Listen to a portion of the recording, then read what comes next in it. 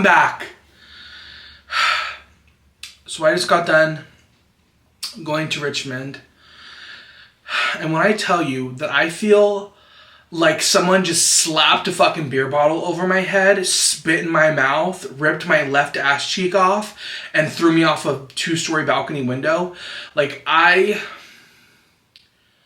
am in such a bad mood right now. I don't know. I don't feel like sick, but I feel like tired. Like, I literally have not been able to sleep because I snore, and my fiance wakes me up and he's like, baby, you're snoring. So then I like don't want to go back to bed and cannot fall asleep. So I stay up. So the last like 6 days I've gotten like no sleep, and then last night I finally got 8 hours of sleep, and then literally still took a 3-hour nap earlier.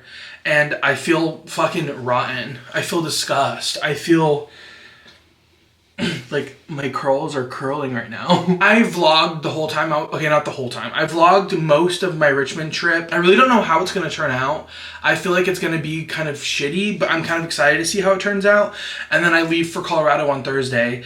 And the amount of money that I've spent on these 2 trips, like we've been trying to save so bad for a house, and like the amount of money we've spent on these trips is ungodly. And it's giving me anxiety, but like I want to be there for our families, and that's what we're doing. When I tell you, on that last fucking airplane we were on, every single person in first class was elderly, and I don't want to be called ageist, but let me just say this. If you are rich enough to ride in first class because you want to get off the plane and feel comfortable, do you realize the people that can't afford first class behind you want to get off the fucking plane? These old fucking people were in the front, not even getting off the plane. They were just standing there like what are you waiting for exactly? The door's right there, bitch. They were wobbling off so fucking slowly. I almost was about to yell that I have a bomb. This one elderly lady was looking for something, and instead of looking around in her seat, she was looking around in the aisle for it. And we were all just, I literally think it took us about 50 minutes to get off the fucking plane, and it's just the first class people. I incarcerate these old people. They don't know how to live. They don't know what's going on. I'm also getting a haircut tomorrow, but like, should I if my hair's looking this fucking cute? I don't know. What do I do? I'm also just not feeling like in the Halloween spirit anymore, because being away for holidays, not being around your own decorations or having the time to watch like holiday movies, like it's not getting me in the spirit. So I really hope that this video gets me more in the spirit, because I'm losing it. And I feel like I'm going to lose it even more when I go to Colorado and like not be able to be around the decorations and like watch like horror movies and stuff. But like, hopefully it does something for y'all. Is this getting you in the fucking spirit? I don't even know how my body's going to react to drinking. On that trip, we drank like 3 days in a fucking row. And one of the times my fiance's brother was fucking shoving shots down my throat, so. But anyways, I'm gonna shut the fuck up. Today, we are going to be doing drunk makeup while we read horrifying first date stories.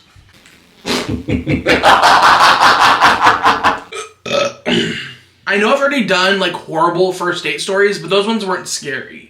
These ones are going to be terrifying. I'm also kind of nervous to go to Colorado, because it's going to be like the first time that my fiance meets like my other siblings and my dad and my uncle's uncle and my uncle and my cousins. Like, I'm like nervous. And the vlog comes out on Tuesday or Wednesday next week. So you guys better be there for the video, because y'all were asking, y'all voted, y'all said you wanted the vlog of both days. I'm still gonna do a regular content video, so I'm not like snubbing you if you don't like that kind of content. Okay, it's time to shut the fuck up. It's time for a what? It's time for me to pop a Benadryl and go the fuck to bed because you're tired of seeing my fat ass on your screen. Okay, bye. I'm just kidding.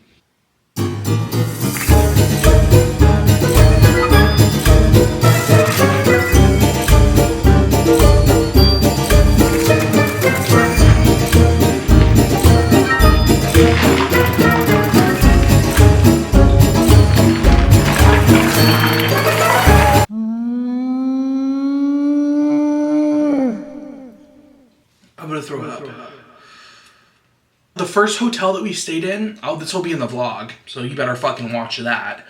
The hotel that we stayed in first, I say first, that we booked for $200 a night. because I wanted something a little bit nicer to stay in. I have pimples all over my body that I've never seen before. I have pimples on my lower calves. I have pimples on my thighs.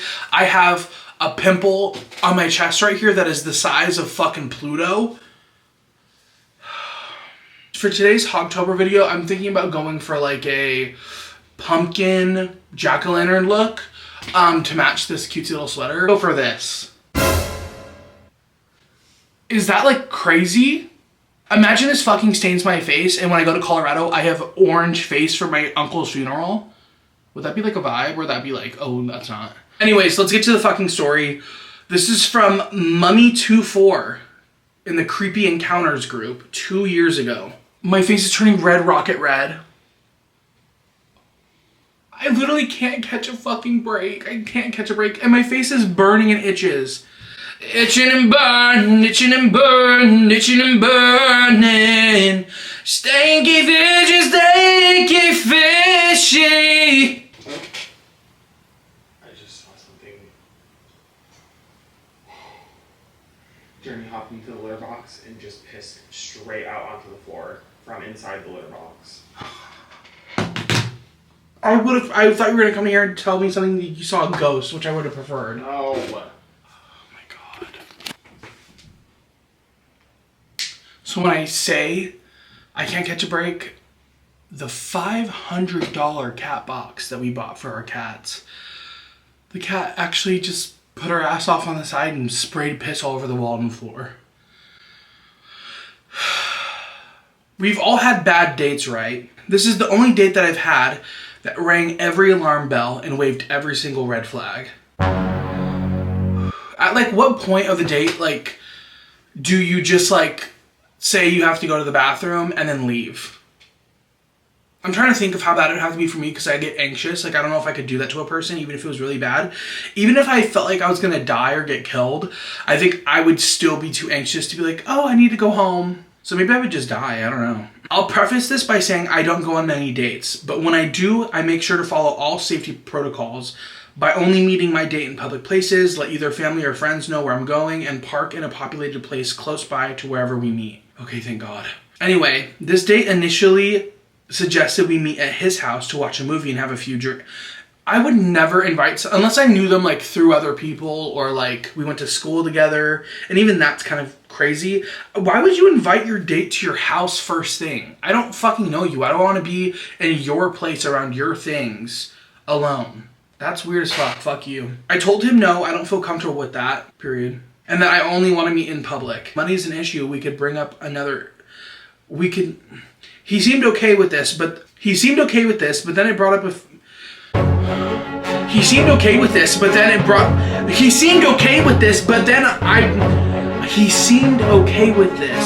brought it up a few more times, and I said, if money is an issue, we can meet up another time and forget it.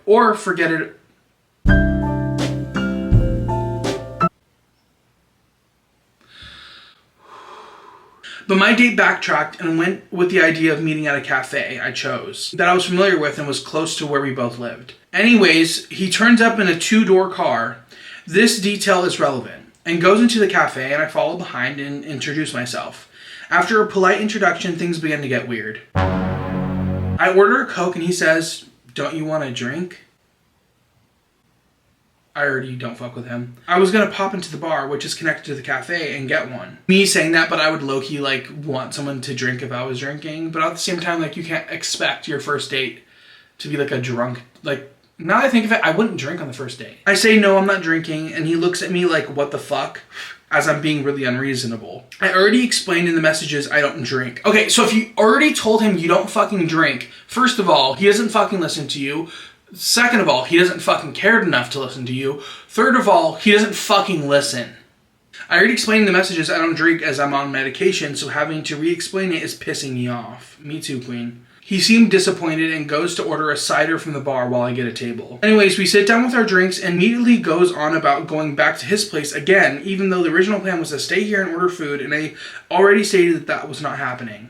He says something along the lines of having a few drinks and eating at his place. I said, we don't have to eat, we can just have our drinks and leave. He gets defensive and says he has money but prefers if we go back to his place. How many times are you going to bring that up? Because I was feeling uncomfortable when you asked, I was feeling uncomfortable when you brought it up, and now you're bringing it up for a fucking 15th time. I'll call the police right now. I'll order an angel shot right in front of you, and then I'll explain what an angel shot is right in front of you and right in front of the fucking waiter. I feel like I'm in a bad mood, so like these stories are gonna get me extra like hyped up and angry. I make a joke about it and say, "You're not a killer, are you?" And instead of laughing it off, he stares at me uncannily and says, "You don't think I would hurt you, do you?" I mean, I was kind of questioning it to myself, but now, I don't know if the boot fucking fits. Huge fucking 15 size fucking shoe, you fucking freak. Okay, 15 is not that crazy. If you wear size 15, I still love you. I laugh uncomfortably and say, "Of course not, but I'm relieved this date won't be going any further." Date says, "Are you going to follow me in your car? Because that wouldn't make any sense. How about we go in my car? But I've got packages in the front, so you'll have to squeeze in the back, and I'll drop you back off at your car after." To go where? In reality, that made less sense than me following him in my own car than driving home from his house after. The fact it was completely illogical made it even more creepy in my mind. Every alarm bell was going off at this point. I said, "Look, I don't want to go to yours, and your insistence is giving me the creeps right now." She's acting on business right now. She owns businesses. The date looks shocked, mumbles something about needing the toilet, and excuses himself from the table. A few moments later, I see him through the cafe window getting into his car and driving off. That man was planning on killing you, and I know for a fact he had plastic sheets over his furniture. I dodged a massive bullet, in my opinion. That was an opinion, that was fact, actually. Also, the fact that his car didn't have any back doors made it even more sinister, because imagine if something happened in the car and I couldn't escape. Nothing happened in that story explicitly, but a lot happened. He wanted to meet you at his house first. He was insisting that you drink after you told me you don't like drinking. He insisted again that you should go back to his place after you said no. He insisted again. And then he said, "Are you going to follow me in your car, or am I going to, or it should make more sense if I take you?" I drove here. I haven't been drinking. Why wouldn't I be able to drive my fucking cute hot self back to my house? What a freak. I'm so out of it that I literally forgot I was doing makeup in this video. Should I fucking kill myself or no? I feel like the only thing that's gonna get me over being in a fucking dog shit mood is taking another fatty shot of claw.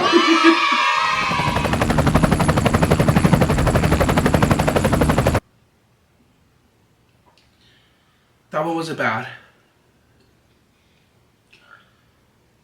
I wanted to take a shot because I was in a bad mood. I take the shot when I'm in a really bad mood and it doesn't make me want to gag. Is this the beginning of alcoholism? I found the next story and the comments are saying that it's pretty crazy. So I'm kind of excited. This is from Resident Decent 7985. 3 years ago in the Creepy Encounters group again. True story about creepy meeting on a dating app. I am a male. Okay. So maybe we'll get it from a different perspective from like a guy meeting up with like a girl. Or maybe he's gay. It's already pissing me off. I'm feeling homophobic right now. I'm in a bad mood. So before we go into the story, I'll explain that in the lead up to this particular incident, I had a number of strange attempted break-ins and occurrences. Okay, that's a weird thing to preface the story with.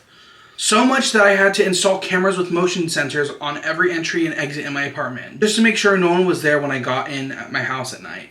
One of the first encounterings was with a man standing in my room when I walked in broad daylight. That is literally one of my worst fucking fears. When I came home and found that my house was burglarized, I literally had nightmares and stuff to my mom's room for like literally 2 months.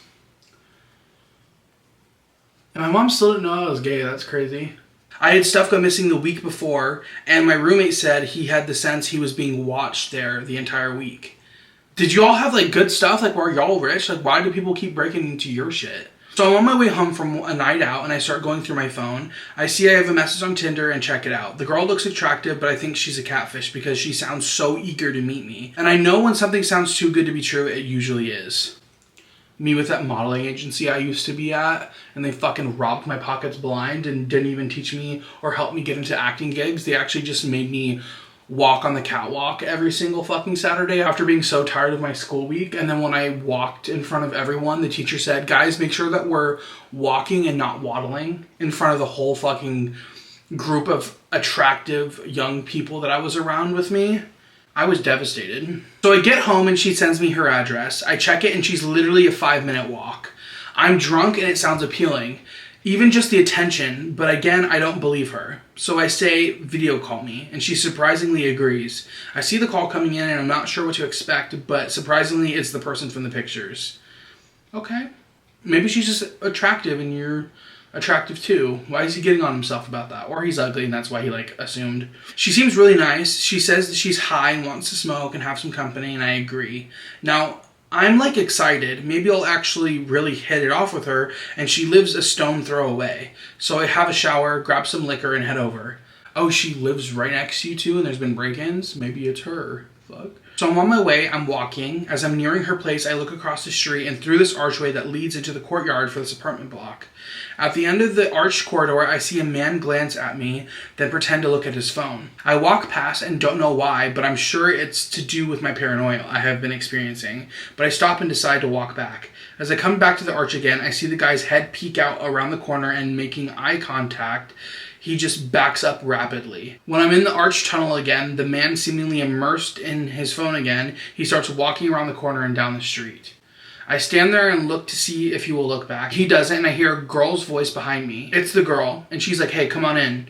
It feels like an episode of To Catch a Predator, but she's clearly in her 30s, so I start to relax again, but only briefly. Him having to say, oh, guys, this wasn't I was dating up with a 14-year-old. I swear she was in her 30s. We walk up a flight of steps to get to the apartment, but then she starts veering down a flight of steps and tells me she has a basement apartment. I follow her, and I'm calm until I get into the living room. I don't know how to describe it. There was nothing there to make me feel nervous, but that was exactly it. It was so bare. Just a sofa and a kitchen table, just the complete opposite of what I had imagined. I've dated girls and it just wasn't a girl's apartment. I don't know if that makes sense. Okay, what if she didn't have money? She just moves in. He's like, you are trying to fucking kill me. Why don't you have a dresser? So now she's come into my room and get this overwhelming sense of fear. Something's telling me it's a trap. Do not do it. You're walking into a honey trap, but I try to tell myself I'm being paranoid and try to relax. So I follow her to her room, and it's a tiny box room. There's a bed and an empty bedside drawer. Okay, she does have a drawer, so that's something. Now, the thing that weirds me out most is there's another door, which I can only assume leads to a bathroom. The door is closed, but there's a very obviously pool of water coming out from underneath the door. Something had overflowed but stopped. This sounds like The Ring. You literally have... Don't you know you have 7 minutes? I'm about to ask her, but I don't, as her hand cups and squeezes my crotch area, and I'm taken aback at how forward she is starting to become. She kisses me while guiding my hand down the front of her sweats inside her underwear and whispers for me to take my clothes off. Okay, I thought we were smoking. I start to open my shirt, and before I can, she is butt naked. She sits on the bed and starts opening and getting my pants down straight to giving me head. Okay. Sorry about the details, but I'm trying to explain. Her over-eagerness to get me naked, the overwhelming feeling she was trying to distract me and put me in a vulnerable position made me feel uneasy. Now she starts to lay back and pulls me on top of her, kissing me and making over-the-top moaning noises. Then I can distinctively hear something outside the door in the living room that sounds like clothes rubbing against clothes when you're moving in a really quiet place. And footsteps, not many, but someone is sneaking around. As we're kissing, she tells me my watch is catching her skin and I should take it off. I find this strange, but it gives me a chance to gather myself. I sit up and start to take it off. I ask her why there's water leaking out of the restroom. I don't know genuinely if she misheard me or was completely sidestepping my question, but she just answers, yes, I have water here, and grabs a bottle of water from the side of the bed. Okay, I would have immediately gotten the fuck up, because what is that? I'm getting fucking, my heart's beating right now. I don't re-question, I open the bottle and take a sip. Was it you heard the crack, or was it just already open? I hear the close-on-close light footsteps moving again. I can feel that there is someone right outside the door, and my heart starts to beat really fast. I can also feel my lips starting to burn inexplicitly. From the water? It's making your mouth burn? What? I think she can feel my uneasiness and starts to kiss the back of my neck, whispering for me to fuck her. Okay, girl. Wrap it up. Don't like wrap it up, you know what I mean? But like wrap it up. Now I can't tell you how much I wanted this to be real, not a setup, to believe this girl really wanted me, but even if she really did like me, she was way too eager. I say, what time is it, and grab my phone. I look at the message where she told me her address and I memorize it. I open it and go to WhatsApp. I pretend to send an audio message. I say, hey guys, I'm at 123 Street, basement apartment. I can see the wide-eyed surprised look on her face. I need one of you two to come pick me up outside right away. I can't explain it right now, but if someone can send someone to that apartment, if I'm not outside, then I'm in trouble and need to call the cops. Okay, he wasn't even like worried. He's like, if they know where I am, like they're not fucking getting my ass. She pauses, stuck for words, and asks why I'm so paranoid. I ask her who is outside, and she doesn't deny that anyone isn't there. Just says that her friend. No explanation. I start to get dressed. I feel relieved, but also think I am overthinking this. I say bye, and then she says, see you later, and starts texting on her phone. I open the door. The room is darker than when we went in there, but I can make out the silhouette of mostly everything. I don't see any other room though, and wonder where the fuck her friend is or why there was someone in that room. I have the jitters walking through that room. It's only a short trip, and I'm envisioning someone jumping from out of nowhere and bludgeoning me with something. I get to the stairs, I go up, I rush to the door, can't figure out how to open it. I can feel someone coming up behind me. Up the stairs, my adrenaline has kicked into 100%. It's her, and she goes and opens it. I say thank you and I leave. I check my cameras before going to my apartment. No one has triggered them. I sit in my kitchen and wonder, was I being crazy? I go to my room and get into bed and surprisingly get a call from her again, and she's being cool. She tells me stop being so paranoid and come back. Now I'm actually half thinking about it, thinking I've been acting insane, but something just clicks. A theory I had been having that would make sense of this. I tell her I can't. She asks why, and I tell her that my roommate is on the phone with the cops and to stay the fuck away. I've got cameras everywhere. She pauses and then says, which still gives me the creeps, I know your roommate isn't home from work yet, and hangs up. This is one of the scariest stories I've ever heard. How the fuck did she know that your roommate wasn't going to be home? She was obviously fucking stalking your ass. The first thing I would tell someone if they were going to come to my apartment is like, hey, like I have a roommate here, or like I am living with someone, just so you know, or like we have to be a little bit quiet, like there's someone living here. Like, fuck no, she was setting you up. Why was there water leaking out of the other fucking room? This is all so fucking weird, and you probably would have been like beat the fuck up or killed, or at least at the minimum robbed, obviously.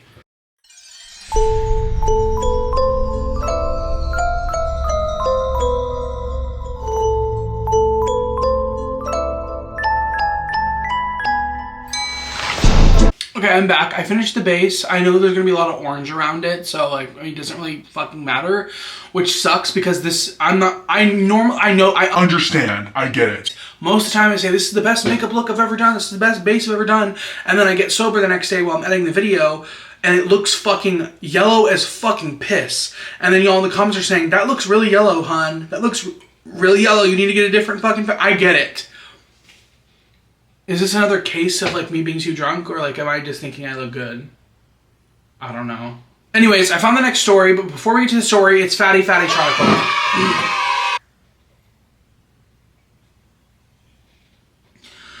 Oh God. This is a really long story, so you better be done playing with your hole. You better be eating some hot chips.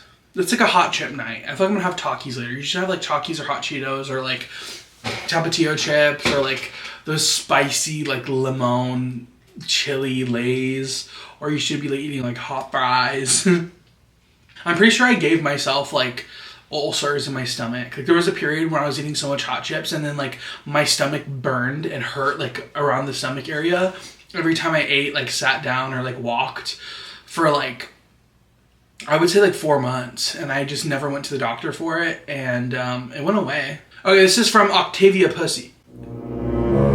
Octavia Pussy, 7 years ago, in the Creepy Encounters group. I went on a date with the creepiest dude ever. I decided to open my psychological trauma chest and share a gnarly dating experience of mine with a dude that was either a possible rapist and or a massive freak. Yes, my dating life is less than Eat, Pray, Love that I envisioned to be a teenager, and more of a survival horror game in which your character has no limbs to get by and the controller is on fire. Thank you for noticing. A few months back, I was hanging on Grindr. Oh, I know what you are. A gay dating app, which is about as romantic as a dead bird in your cereal box. Being gay, you learn early to identify the freaks, catfishing freaks, and or assorted mixes of freaks that will pester constantly if you have the audacity of owning a face. This guy kept bothering me for a whole entire week. He was, if I recall correctly, Norwegian, and staying in Portugal for a few weeks before going back to his job in the USA. Overall, persistence is a nice trait to have, but when a guy refuses your advances at least 3 times in 3 days, maybe you should be able to pick up on the social cues that you're not a match made in heaven and more of a forced cracked pairing made by a schizophrenic anime fan.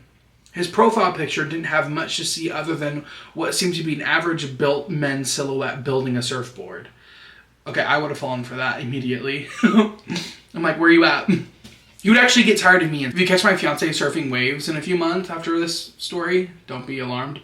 Still, I found myself in a situation that often leads me to even worse situations. Being home alone on a Friday night. Yes, I know, but please save your fearful gasp at the end of the story.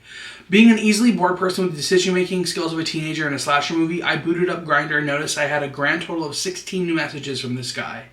Okay, I don't think a jack dude that surfboards would, be this eager. You know what I mean? Maybe if he was DL, but a DL can find any twink on any given moment, you know what I mean? He explained to me how he felt awful at his hostel, that everyone was mean to him, ate his stuff from the community fridge, and that he really, really wanted to have a cup of wine with me.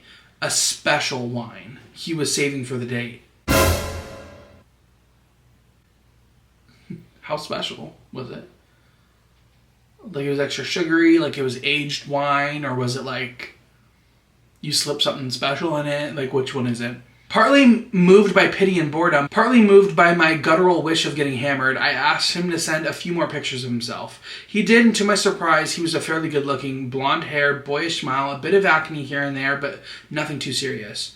I decided to tell him to meet me for a quick coffee, but informed him I wouldn't be with him for very long. In fact, I stressed this. He seemed overjoyed and told me he'd meet me in 10 minutes. 10 minutes? I need at least 3 to 4 business days to be able to gain up the courage to meet up with someone. I'm at the meeting spot and he's nowhere to be seen. 20 minutes passed, then 30. I sigh in relief, remembering that serial killers tend to be very precise and would probably not run late to a date.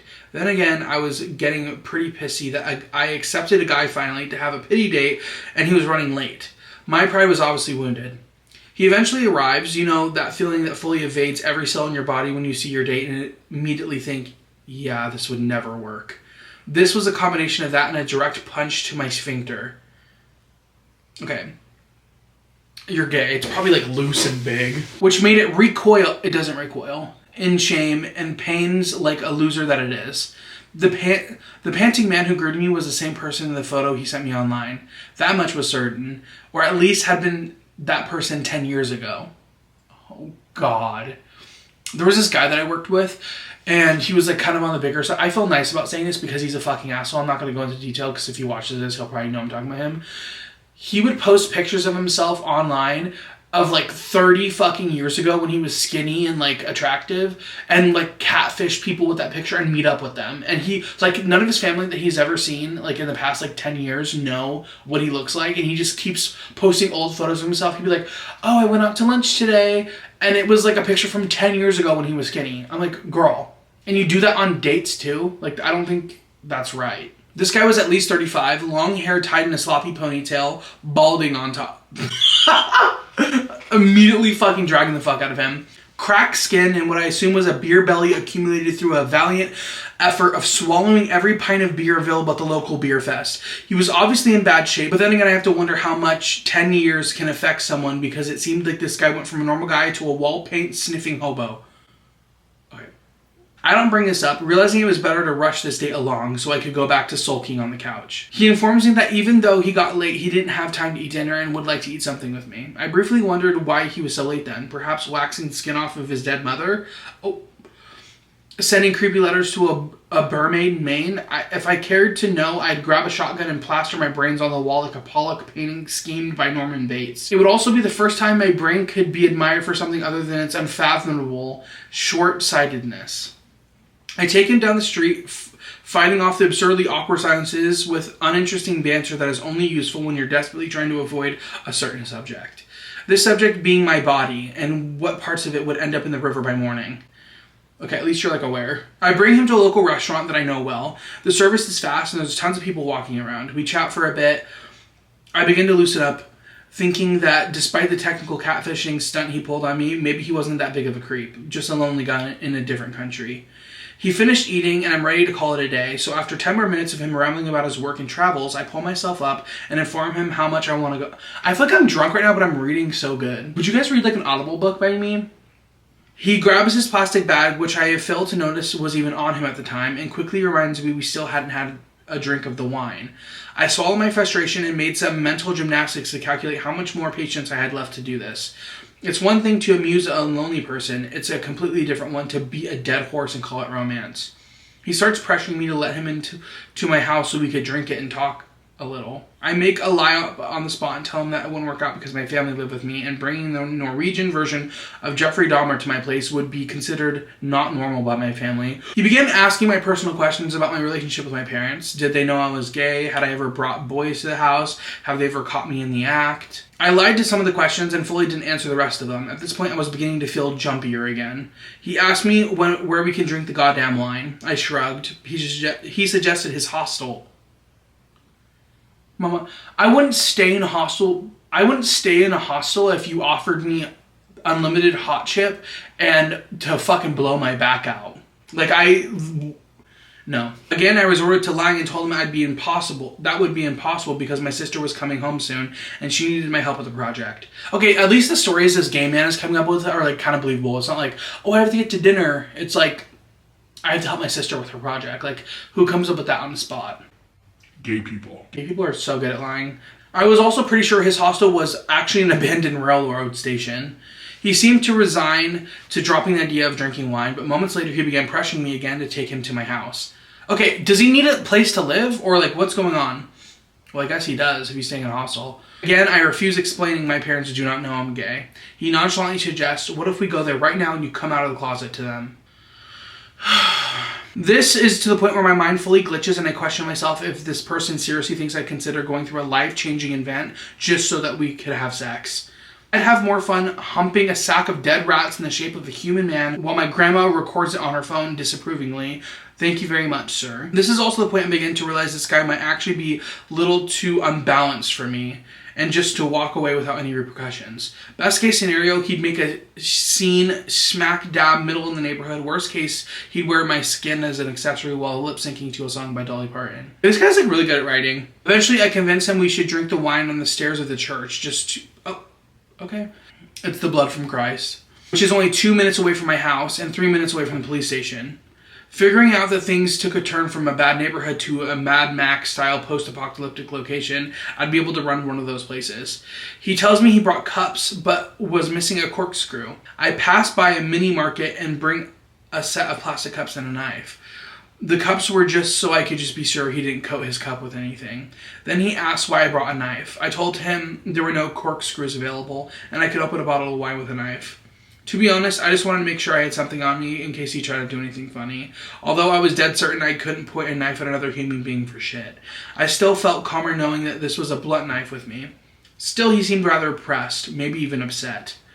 We sit down, he tries to grab my plastic bag with the cups and a knife, and I swat him away, telling him I was the best at opening wine bottles with a knife.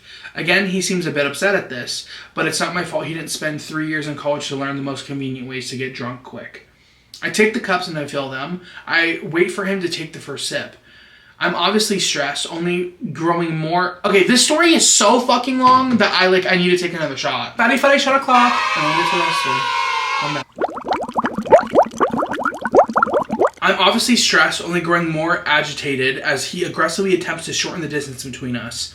Soon he was nearly on top of me, running his weird crack whore hand on my back. I'm not really comfortable with people touching me like that, I said, to no effect. Instead, he begins massaging my shoulder. Casually... Okay, if I tell you that I don't feel comfortable with you rubbing my back and your fucking hairy, large legs on my legs that are also large, why the fuck would I want you to give me a back massage? He casually notes that my muscles were as stiff as a rock covered in diamonds. Really? You seem very stressed. Can I give you a kiss? God. You most certainly cannot, sir. I'm about as interested in kissing you as I'm interested in jumping off a cliff with blades lounged in my aforementioned wimpy sphincter. I politely decline. He lays his head on my shoulder and begins rubbing my back again, this time beneath my shirt. He's a fucking creep. I know it sounds really dumb that I didn't immediately get up and leave, but please understand that my already fragile psyche was being overwhelmed before a creepy dude was breathing down my neck like an apex predator. Thanks, but I don't feel comfortable while you kiss me either, I said. As the physical contact grows more frequent, I began sucking down on cigarettes like the world's most dysfunctional vacuum cleaner. My mind is running wild trying to figure out a way of leaving this situation without seriously infuriating this guy, while simultaneously shimmying away from the guy as fast as my fear-stricken buttocks would allow me. He begins talking again. You know, men are so complicated. I'd do anything for someone who loves me. You understand, don't you? I nod, less out of coordinates, but more out of fear of being killed or raped. I don't understand what you're saying because I don't fucking know who the fuck you are, weirdo. Like, men are... Oh my god. Like, I can't... He says, I'm just so desperate for a boy. I can see you're desperate for a boyfriend. I can see it. I can feel it, too, physically. All the hairs on my neck rose up. They shivered down my spine, momentarily turning me into a rag doll in the wind. I've seen desperate guys before, and even though they had the subtlety of a cockeyed cat in a laser show, they were still a little bit more bearable than having someone admittedly verbally tell you their desperation. He lifts his head up from my shoulder. I look at him, and he lunges on top of me for a kiss. I dimly near shouted out, no. My body automatically jerked back and I began crawling away to increase our distance. I grab my plastic bag by the wings and keep it closer just in case this guy decides to pull a stunt. He comments almost whispering, well, I had to try. Okay, well, should I try calling the cops? Or, like, what the fuck do you really need me to say that this is, like, not going right? And I'm guessing at this point you've had a sip of wine, so you can't blame it on being drunk. No, my fucks were all given like a soup to the poor. I could not handle that awkward, slightly threatening atmosphere anymore. I get up and I tell him I had to go. He begs me to stay for a bit, but then soon realizes I'm adamant about my decision and offers to take me home instead. Okay, if you don't have a place to stay, did you drive? How did you get here? You're gonna take me home on your bike or what? Obviously, I declined it. I told him I lived nearby and was terribly tired, so there was no point in that. Surprisingly, he seemed convinced. I stretched my arm to shake his hand and send him on his merry little way. Instead of shaking my hand, he grabs my arm and tries to force a second kiss on me. I turn my face again and use my other arm to keep the distance between us. I told him, this is not happening, mate. Go the fuck home. Which sounded a lot less like a threat and more like a little kid who just wet his pants and tried to blame it on the dog. He goes back down the street. I pretend to do the same, but instead hide behind the first building in the street so I can see him leave. At first, he seems like he's really going, but I keep watching. He stops, grabs his phone, and begins typing something. I figured he was sending me something, but my phone was out of battery. He turns back, striding up the street with his face pointed down. I nearly choke on my gasping and start running. I figured it'd be stupid to go directly to my place, since he could see me getting in. I walked around the few buildings and 10 minutes after returned to my street. He's nowhere to be found. I enter my apartment, close every curtain, and go for a bath. By the notifications on my phone, I had already received 15 more messages from him on Grindr since we had parted ways. I blocked him immediately without opening them. I didn't sleep much that night because my adrenaline was at an all-time high and not because I was scared. Shut up. This is the story of the worst day I've had so far. Norwegian guy, please never show me your face ever again. That story was like... I've said this time and time again on this channel. Why are men fucking delusional? Do you think if you leaned in for a kiss and I said, no, get off me, that means I'm going to try it again in about 5 seconds? Like, you're a fucking weirdo. Get help. I'm glad you're in a hospital. I'm glad you're fat. I'm glad you have an ugly, scraggly ponytail and you're bald and it looks like fucking Jason Voorhees. Fuck you.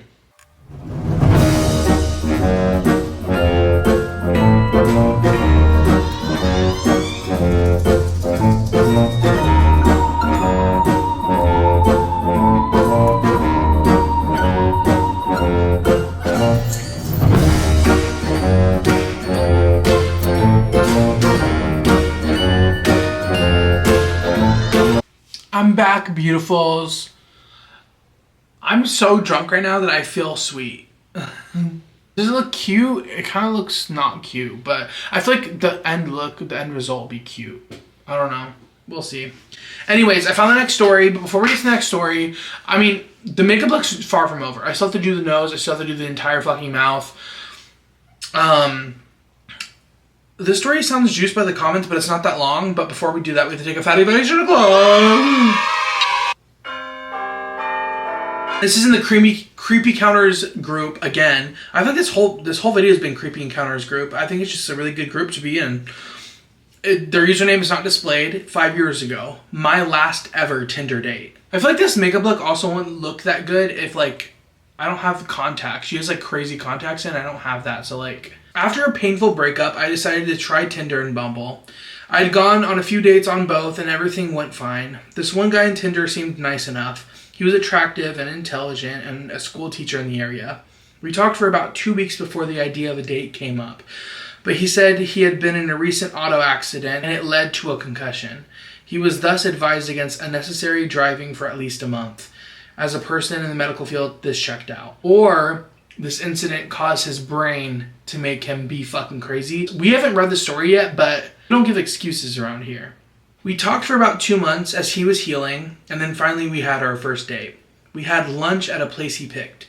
It was fine, the food was good, and the alcohol section is nice. He was rude as fuck to the waitress, which put him in a negative, along with his MySpace photo angles. After lunch, he asked if I would take a walk with him through the park. I said yeah. See, that sound like, why can't you just end it there on a good fucking note? Why do you have to be weird as dick? Like, just stop. You just wanted to walk in a park with her after because you were having so much fun with her. Why? I know this is gonna end bad. This is why we're here, but like, damn. I said yes. We drove there separately. It was about 1 mile away. Wait, I just realized that they were on a lunch and they were drinking. Am I really alcoholic or are they? Let me know down below. We walked to the park until we came by some swings. I beelined for them because I love swings. There was no one else in that park. As I happily swinged, he stood there watching me. Finally, he asked, "Hey, what do you think would happen if you were to die right now? How would you feel?" I mean, I don't know if I would feel anything. I'd be fucking dead, you weirdo. What's going on? And I laughed, feeling happy on the swings. I would be happy, I guess. And then he asked, well, what would happen if someone made that happen right now? Okay. So I actually feel like what you're actually attempting to say is murder. Like if someone were to make me die, that would actually be murder. Why are people like this? Why? Were you homeschooled or like? After he said that, I said, what do you mean by that? And he elaborated, well, what would you feel if I were to make you crack your head as you fell off the swings? And that's all the specifics I remember about that conversation. Because what followed was this guy describing how he would kill and torture me. I don't remember his exact specifics. I remember thinking, oh fuck, there is no one here, let's keep him happy. And agreeing to certain words like scream and pain and big. Finally, a family started down the hill towards us and I fucking booked it. Him at my heels, bathering on about whatever. I got to my car, there was a full audience at this point, and he leaned into me saying, no, I'm going to lean into you. And I flinched away from him. He straightened up and ran to his car and he left. I tried to report him on Tinder, but he had already deactivated his account. He never told me his last name. He explicitly wouldn't when I asked that day. 2 weeks later, he texted me saying my manners were horrible and that my swing set banter was terrible. What the fuck are you talking about? I think that's like an incel. Like that's like a guy that like hate like a misogynistic incel that like likes getting off. I don't even think he had the balls to do anything bad. I think he likes going on dates with women and scaring the fuck out of them because he thinks they deserve it. Like, what a disgusting fucking human being. And like that fucking pisses me off so bad. Pussy loser who fucking deserves nothing but death. I hope you die.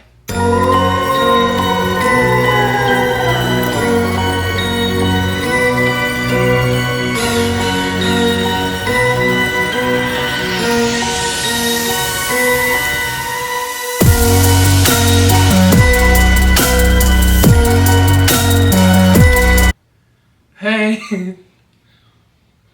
is this good or like am I just scaring you and you want to turn off the video because it's too good? It's not as like cute and perfect as she did it, but like I have facial hair, I'm drunk, If you take everything into account, like, is it good? I feel like I kind of ate with it. I don't know. What do you think? Alright, this is the end of the video. I am sorry that the beginning of the video is not in a good mood. I don't know if it really showed. This did get me in the spooky spirit. Like, I feel more spooky, and I feel like I'm leaning more into Halloween now, even though I'm traveling so much. But I just want to let you guys know that I absolutely adore you, and I love seeing new followers. I love all you guys, even if you're brand new, and I hope that you stay and you're interested. And I also post TikTok skits if that's what you're interested in. And follow my fucking Instagram and my TikTok, please, if you love me, please. But I love you guys. I hope if you guys are going through something hard, or you're feeling overwhelmed and you're feeling anxious, that this video helped, or I don't know. I hope you're ready for the last week of HOGTOBER. I'm sad that it's almost over. Ugh, fuck you. It's your fucking fault. Fuck.